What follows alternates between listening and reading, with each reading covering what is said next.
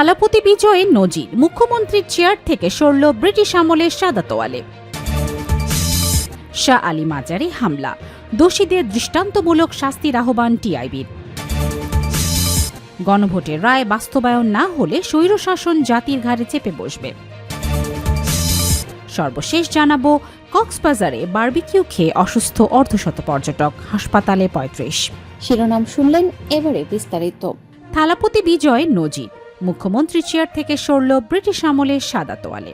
তামিলনাড়ুর সচিবালয়ে বহু দশকের পুরনো এক দৃশ্য, বড় কর্মকর্তাদের চেয়ারে সাদা তোয়ালে। ব্রিটিশ আমল থেকে চলে আসা এই রেওয়াজকে অনেক ক্ষমতা, আমলাতান্ত্রিক দূরত্বের প্রতীক হিসাবেই দেখেন।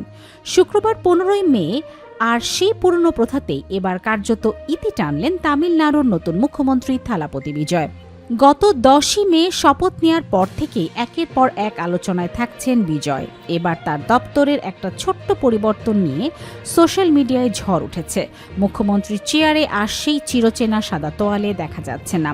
ঘটনার শুরু সমাজকর্মী লিসি প্রিয়া কাঞ্চো যুগামের একটি পোস্ট থেকে। এক্সে লেখা তার পোস্টে তিনি বলেন, সরকারি অফিসের চেয়ারে সাদা তোয়ালে পাতা এখনও ঔপনিবেশিক মানসিকতার প্রতীক। শুধু মন্ত্রীরা নয়, অনেক উচ্চপদস্থ আমলাদের ঘরেও এই প্রথা চলছে। তিনি নতুন মুখ্যমন্ত্রী বিজয়ের কাছে আবেদন জানান, এই রেওয়াজ বন্ধ করে সাধারণ মানুষের সামনে নতুন দৃষ্টান্ত স্থাপন করুন। শাহ আলী মাজারে হামলা, দোষীদের দৃষ্টান্তমূলক শাস্তির আহ্বান টিআইবির। ঢাকার ঐতিহ্যবাহী শাহ আলী মাজারে হামলার ঘটনাকে বাংলাদেশের স্বাধীনতার জুলাই আন্দোলন চেতনার পরিপন্থী উল্লেখ করে তীব্র নিন্দা ও প্রতিবাদ জানিয়েছে ট্রান্সপারেন্সি ইন্টারন্যাশনাল বাংলাদেশ। একই সঙ্গে ঘটনায় জড়িতদের দৃষ্টান্তমূলক শাস্তি নিশ্চিত করতে সরকারের কঠোর পদক্ষেপ দাবি করেছে সংস্থাটি। শনিবার ১৬ই মে এক বিবৃতিতে টিআইবি নির্বাহী পরিচালক ড ইফতেখারুজ্জামান বলেন, শাহ আলী মাজারে হামলা বাংলাদেশের স্বাধীনতা ও জুলাই আন্দোলনের মূল চেতনা ও অভীষ্টের পরিপন্থী। তিনি এই ঘটনাকে বিচ্ছিন্ন নয়, বরং পরিকল্পিতভাবে বিদ্বেষ ও সাম্প্রদায়িকতা ছড়িয়ে দেশের উদার নৈতিক, লোকজ ঐতিহ্য ও সাংস্কৃতিক বৈচিত্র্যময় চর্চাকে ধ্বংসের অপচেষ্টা হিসাবে উল্লেখ করেন। তিনি বলেন, রক্তস্নাত জুলাই আন্দোলনের মাধ্যমে কর্তৃত্ববাদ পতনের পর অন্তর্বর্তী সরকারের আমলে লোকজ ঐতিহ্য বিরোধী শক্তির উত্থান এবং দেশব্যাপী বহুমত, বহুধর্মী ও সাংস্কৃতিক বৈচিত্র্যের ওপর সহিংস কর্মকাণ্ডের ধারাবাহিকতা লক্ষ্য করা যাচ্ছে। এটিকে বিচ্ছিন্ন ঘটনা হিসাবে দেখার সুযোগ নেই।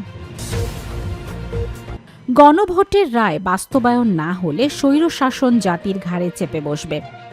গণভোটের রায় যদি বাস্তবায়ন হয় তাহলে দেশে সুশাসনের পথ সুগম হবে, না হলে অতীতের চাইতেও ভয়াবহ স্বৈরশাসন জাতির ঘাড়ে চেপে বসবে বলে মন্তব্য করেছেন বিরোধী দলীয় নেতা ও জামাতে আমির ডাক্তার শফিকুর রহমান।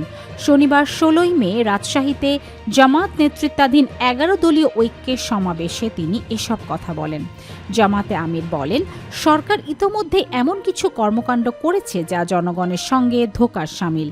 তার দাবি, দেশে সুশাসন প্রতিষ্ঠার জন্য প্রয়োজনীয় ১৬টি অধ্যাদেশ বাস্তবায়ন না করে সরকার সেগুলো কার্যত বাদ দিয়েছে। তিনি আরও বলেন, এই ১৬টি অধ্যাদেশ বাস্তবায়ন না হলে বাংলাদেশের সুশাসন নিশ্চিত করা অসম্ভব। এগুলো বাস্তবায়ন না করলে আমাদের আন্দোলন সংসদের পাশাপাশি রাজপথেও চলবে। গণভোটের রায় বাস্তবায়ন করতে সরকারকে বাধ্য করা হবে। কক্সবাজারে বারবিকিউ খেয়ে অসুস্থ অর্ধশত পর্যটক, হাসপাতালে ভর্তি ৩৫ জন। কক্সবাজার পর্যটন জোনে অবস্থিত আল গনি রেস্টুরেন্টে একটি হোটেলে খাবার খেয়ে অন্তত অর্ধশত পর্যটক অসুস্থ হয়ে পড়েছে। এই পরিস্থিতিতে জেলা সদর হাসপাতালে চিকিৎসা নিয়েছেন অন্তত ৩৫ জন। বিষয়টি আলোচনায় আসার পর শনিবার ১৬ই মে বিকেলে প্রতিষ্ঠানটিতে যৌথ অভিযান চালিয়েছে ভোক্তা অধিকার সংরক্ষণ অধিদপ্তর ও নিরাপদ খাদ্য কর্তৃপক্ষ। কলাতলির পর্যটন জনস্থ আল গনির সুগন্ধা পয়েন্ট শাখাকে অপরিচ্ছন্ন পরিবেশে খাবার তৈরি ও ভোক্তা অধিকার আইন লঙ্ঘনের দায়ে $২৫,০০,০০০ জরিমানা করা হয়। জেলা নিরাপদ খাদ্য কর্মকর্তা শুভ্র দাস বলেন, অভিযোগের ভিত্তিতে আল গনিতে যৌথ অভিযান চালানো হয়। প্রপার হাইজিনিং মেইনটেইনিং না করার প্রমাণ মেলায় এবং খাবার তৈরির স্থান অপরিচ্ছন্ন থাকায় রেস্টুরেন্টটিতে সতর্ক করার পাশাপাশি $২৫,০০,০০০ জরিমানা করা হয়েছে।